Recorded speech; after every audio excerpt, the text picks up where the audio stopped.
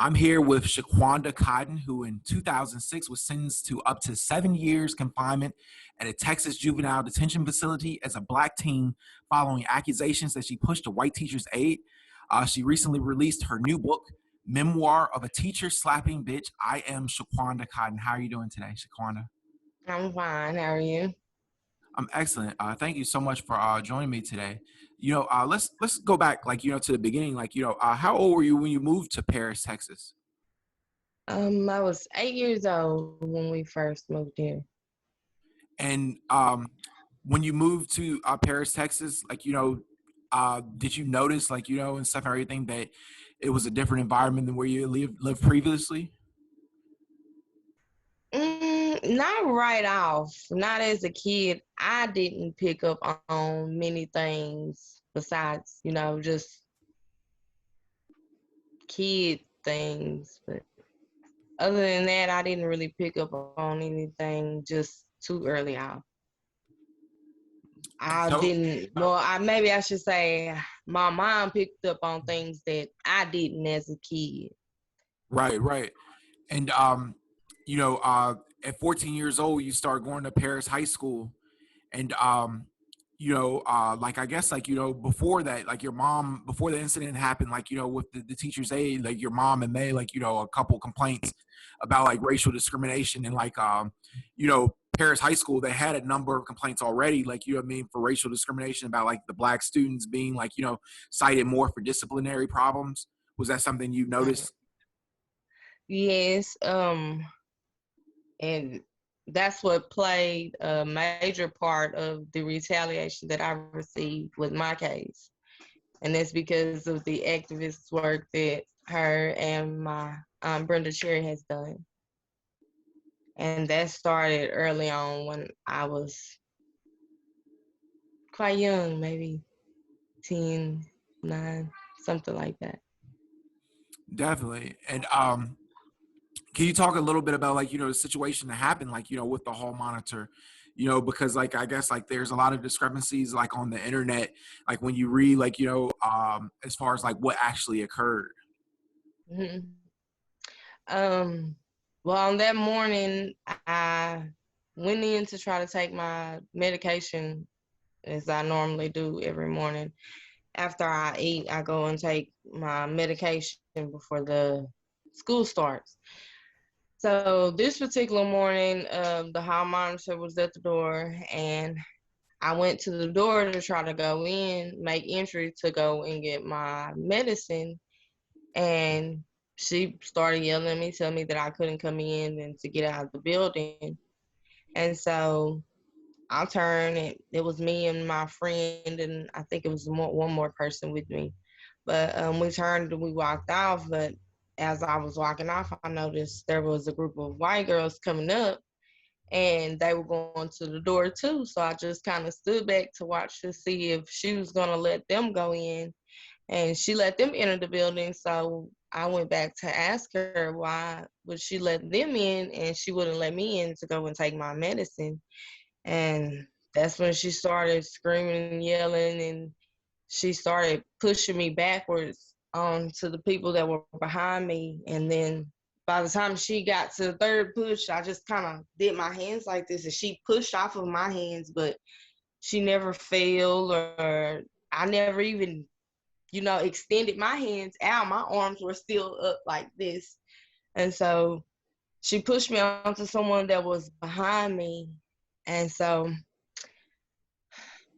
at that time, I can't remember what all was being said, but there was a teacher, a male teacher, that his classroom was not directly by the door, but it was a little bit from the door. And so he came out, and he was gonna, I guess, play a part in helping her to get me out of the door. And so what he did is he started pushing me with his chest, and he pushed me into the metal door, and I had a pencil in my hand that had stuck into it, and then I had a contusion on my head from where I had hit the door.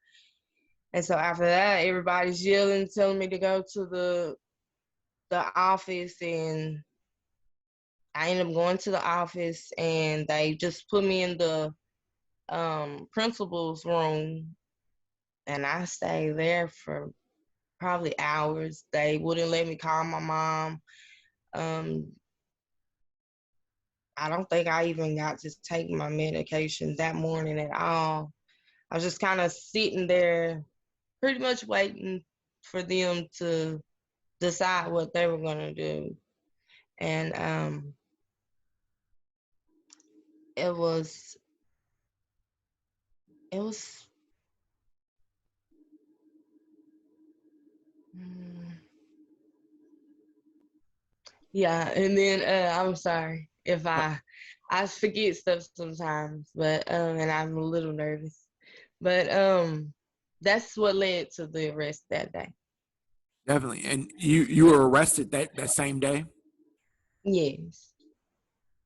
And do you like make bail or like go home and stuff and everything? Because I know like there's like a trial, obviously.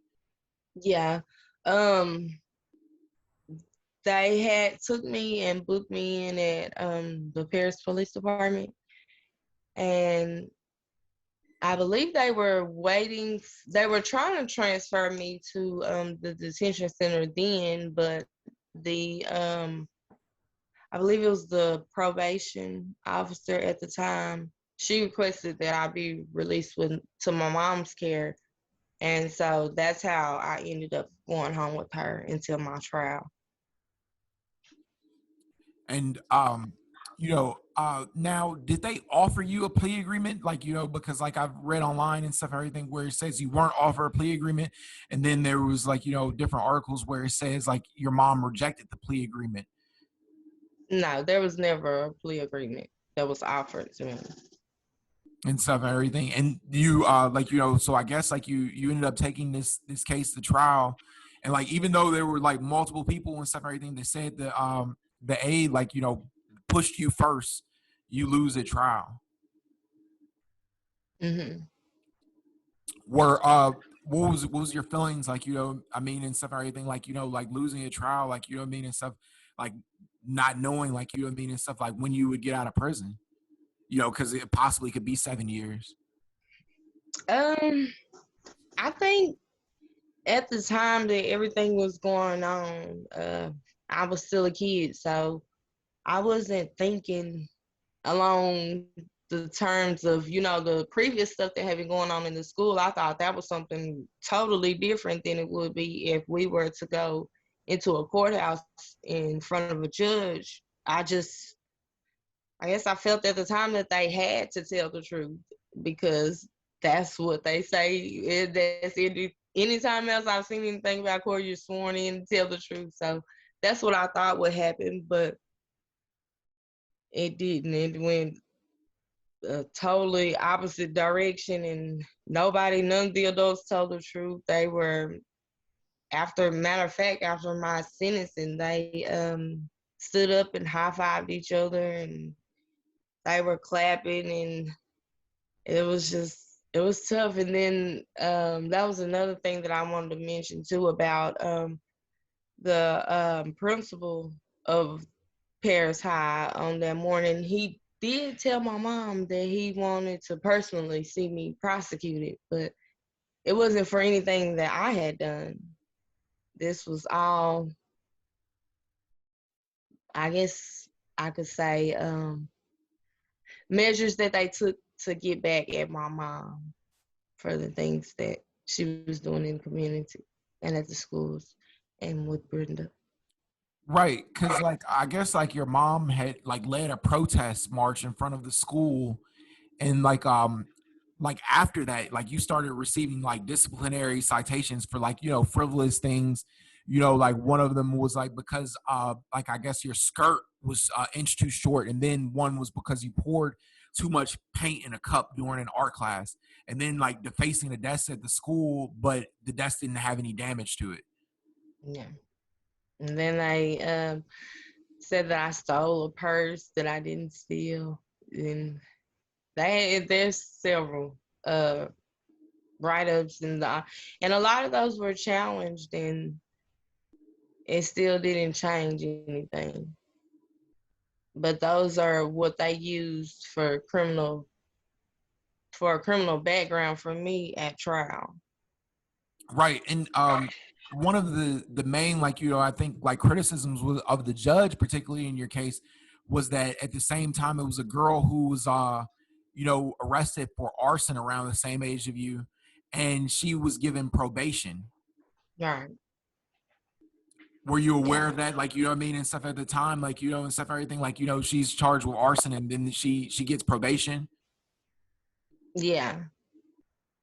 And so like you end up at the youth prison in Brownwood. What was the experience in Brownwood like?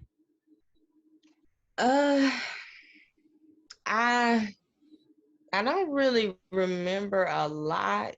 Um, I was on different medications when I was in prison that they had put me on, and that medicine, some of it affected my memory. So uh, I just the one thing that sticks out that I always have stuck out that I can remember about being there is the girl that I bunked with. Um, she was actually she was in for murder, and I think she was around my age, or she may have been a little younger than me. Um, but I remember that's something that I remember from there. I remember eating rice and peanut butter every day, having to get up early and go outside, exercise. I remember um, uh, oh, and then I'm sorry. I had my stay extended a couple times. I think one time was for having an extra pair of socks that the guard had given me, and then one time was for um, an extra cup that they had given me to take my medicine with. And then I think another time I had a pen that the guard had let me use that I had got in trouble for. Yeah, that's egregious, that you would have to like, stay longer for such like petty offenses. Like Brownwood, like one of the things that was going on, it was a state scandal involving a guard who like allegedly sexually abused like, teenage inmates. Like going back to like the girl who took probation for arson, she was later like, like revoked on her probation and she went to Brownwood and she was sexually abused by that same guard. Did you have any interaction with this guard who was sexually abusing women? Um, I can't recall off the top of my head who it was, but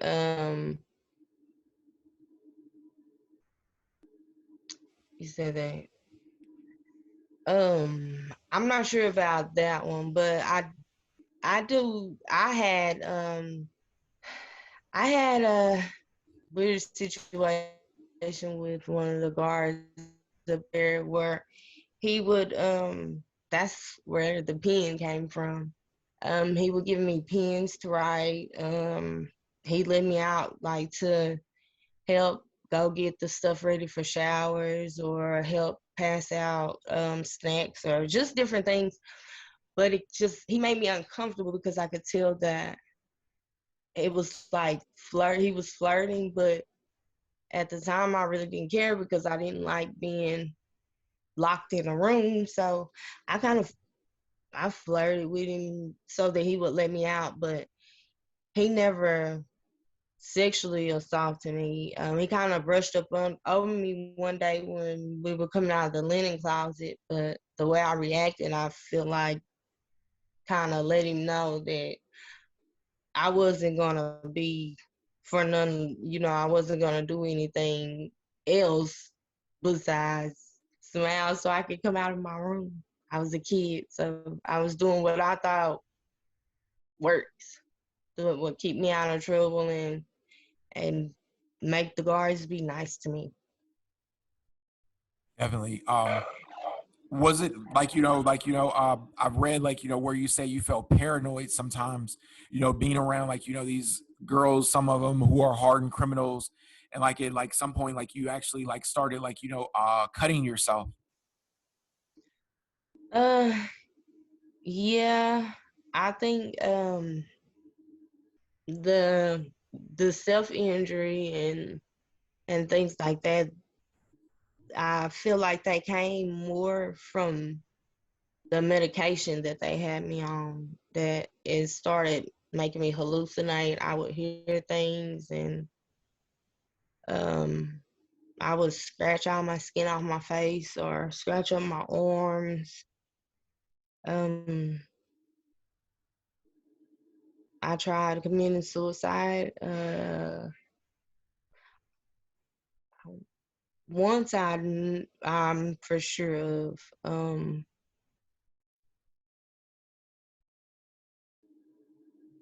I think that's about it.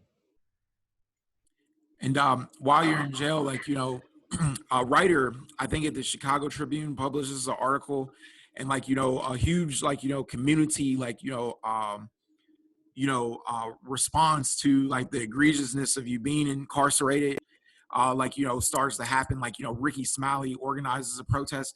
Were you like aware of like all this stuff going on? Like were you hearing about it like from your mom, or like how did you know about like the community support that you had? Um, I had just known a very little of like what my mom would tell me when I talked to her, but one of the guards had actually came and got me out of my cell, because when the protest was going on with Ricky Smiley and all of that, it was on the news, and she seen my name come across there, and so she came to my cell to get me, and that's when I first seen the protest. And you were eventually released. Like what was like what was the feeling like when you finally got out? Uh, I can't describe it. I don't know if I would ever be able to put it into words. Just imagine a kid not being away from their parent a day in their life, and just being ripped apart from your family, from the only thing that you know. And it's been hard. Um, it was scary, but I was glad that it was over with. Well, what I thought was over with. At the time, I felt like it was over. Um, I remember when they called me down to the warden's office for a phone call, in which I really depended a lot on visitation, phone calls, all of that. That's what I depended on to get me through that time. And so when I was called to the warden's office, I, I already thought it was something bad. So tears started, and my mom had gotten on the phone, and she was telling me to stay calm. And I remember just crying even harder, because the last time she had said that is when she came to tell me that my dad had died. And so that's when she told me that she was still coming to see me the next morning, but when she came, that I was coming home with her. And I just couldn't believe it. Definitely. I don't think I slept. I don't think I slept. I don't think I ate. I was just ready to go. And like how was it like like rehabilitating to like not being the juvenile facility? Like like how long did it take for you to like regain like normalcy in your life? Um, I don't. I can't say that I ever just have gained normalcy since I've been out. I've just kind of kept going, just keep pushing myself. I never really just took any time to do anything else because I felt like as long as I was busy or as long as I was thinking about something else, then the other stuff would just go away eventually. But it doesn't. It doesn't. Like, what would have been like, some of the things that you've had to deal with, like, since you've been released? Um, I've had to deal with the newspaper posting lies on social media, threats of me going back to jail, saying that I'm breaking people's arms, breaking my mom's arm, and beating up police officers. It's just hindrance from getting jobs, going to school like normal kids. I didn't get to go back and have prom and participate like a normal kid. And it really hurt me because I didn't do anything to these people. And just because they felt like they couldn't do anything to my mom or to Brenda, they felt that it was okay to target their child. That's not right. Right. Um, what made you decide to write the memoir? Uh, the reason for my book is first to tell my side of the story because I've pretty much been silent since all of this happened. Like I said, I just kept going because I was trying to hide what I was really feeling because I wanted to be the strong one. So I feel like now is the time to just take back control of my life and put to rest all the rumors and just show people that